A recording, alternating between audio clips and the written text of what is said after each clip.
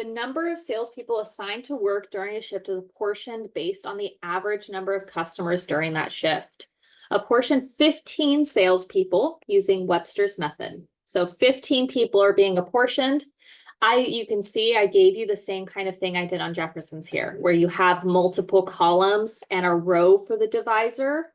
So we're going to write what divisor we use above every quota until we have the right amount, until we're done effectively. All right, to start out, it's the same as it normally is. Total population divided by number of representatives to get that standard divisor. So total customers, in this case, is our population, divided by the number of salespeople that are being apportioned. Our starting divisor is going to be 89.3333, right? It would have kept going, but 4 decimals is enough on that. All right, to find our quotas, I'm not going to show all the work for it. I hope you're okay with that.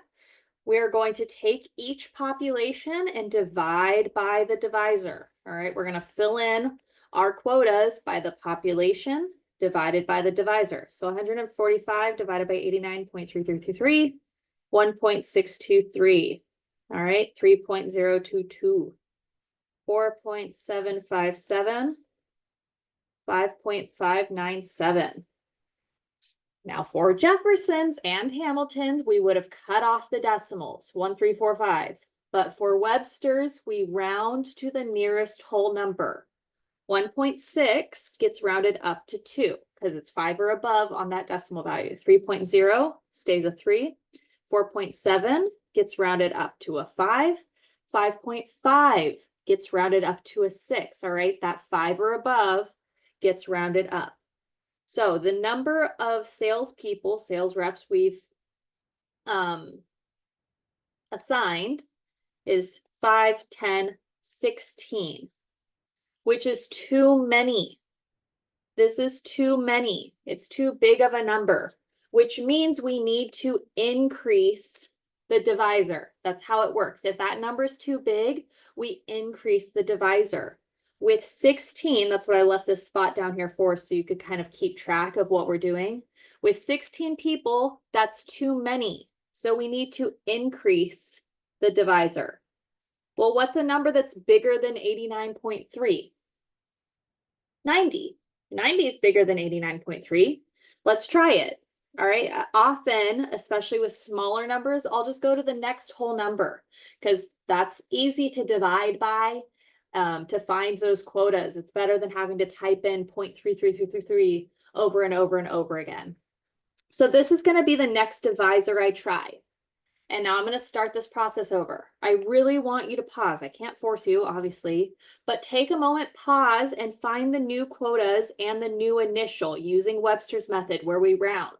And then if you're comfortable, see if you can continue on even without me. All right, so using 90, this is the number 145 divided by 90, 270 divided by 90, 425 divided by 90. All right, that's where these quotas are coming from.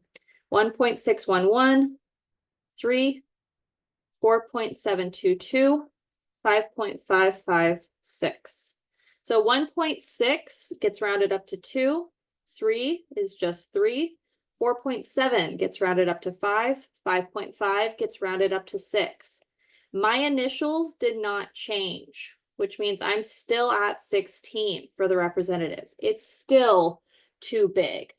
Okay, so I didn't decrease enough, essentially. 90 was not enough. I didn't increase my divisor enough to get that 16 to drop down to 15. So 16 is still too much.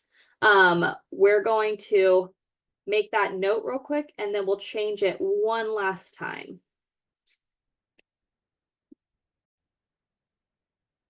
So we need to increase it. Sorry, I don't know where I left off. I got a little hiccup there. We need to increase it a little bit more. 90 was not enough.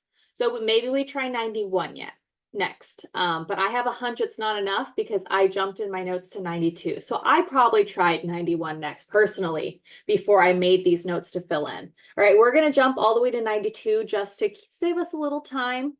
All right, just because I know that one will work. So that's going to be our new divisor. take a moment, find your quotas, see what that final allocation is going to be. All right, I'm going to go ahead and write them in. Again, I'll tell you the first couple and then I'll just fill the others. 145 divided by 92 now. 145 divided by 92 is 1.576.